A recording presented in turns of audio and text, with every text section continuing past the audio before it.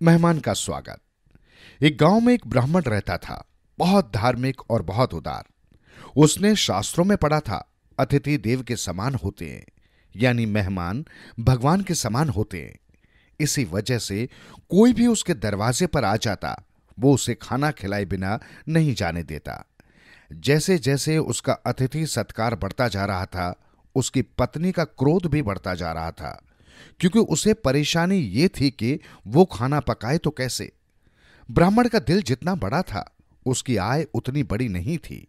इसी वजह से उसे अक्सर भूखा रह जाना पड़ता था। एक दिन ब्राह्मण की पत्नी खाना बनाकर पति का इंतजार कर रही थी कि वो आए तो दोनों साथ बैठकर खाना खा ले। ब्राह्मण आया तो सही, पर साथ में मेहमान भी ले आया। उसने बड़े आदर से उन्हें बैठाया और पत्नी से बोला, मैं अभी स्नान करके आता हूं, तुम तैयारी रखना। आज ब्राह्मणी की सहन शक्ति का अंत हो गया। उसने तुरंत एक उपाय सोचा। वो उस कमरे में गई जहां मेहमान बैठा था। वहां उसने अपने मायके से लाए हुए मूसल को रखा और उसके चारों ओर सुंदर रंगोली बनाई और घुटनों के बल बैठकर उस मूसल को नमस्कार किया। मेहमान भौचक्का सा सब कुछ देख रहा था। 33 करोड़ देवताओं के नाम उसे याद थे, लेकिन ये मूसल देव तो उसे नया ही देवता दिख रहा था। उसने इस बारे में ब्राह्मणी से पूछा। ब्राह्मणी सिर झुकाकर खड़ी हो गई और पैर के अंगूठे से जमीन पर रेखाएं खींचने लगी। मेहमान और आशंकित हो उठा। उसके बहुत आग्रह करने पर ब्राह्मणी बोली, जी, बात यह है कि मेरे पति ने एक अनुष्ठान किया है। उसके अनुसार रोज एक विद्वान को वो घर पर आमंत्रित करते हैं। उसे बड़ी भक्ति पूर्वक इस मूसल से 3 बार पीटते हैं और फिर 16 व्यंजनों वाला खाना खिलाकर बड़े आदर से विदा करते हैं।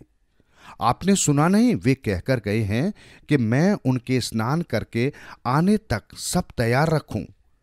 मेहमान ने सोचा, 16 व्यंजनों की दावत कितनी भी आकर्षक हो, लेकिन मूसल से 3 बार मार खाना, फिर चाहे वो कितनी भी भक्ति पूर्वक क्यों ना हो।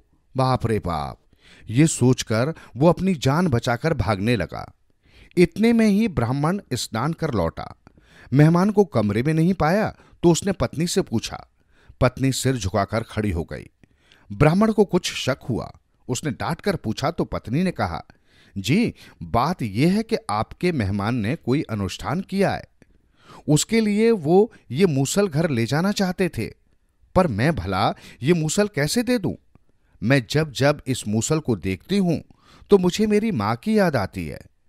ब्राह्मण ठहरा मेहमानों की खातिर करने वाला। ये सुनते ही एक क्षण में मूसल लेकर मेहमान के पीछे दौड़ा। ब्राह्मण ने उस मेहमान को जोर से आवाज दी, अरे सुनिए, अनुष्ठान कभी अधूरा नहीं रखना चाहिए। मेरी पत्नी तो मूर्ख है।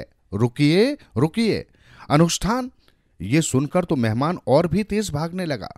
उसे लगा कि ब्राह्मण उसे अपने अनुष्ठान के लिए पुकार रहा है और वो तेज भागने लगा, क्योंकि वो तो अपनी पिटाई की कल्पना कर रहा था।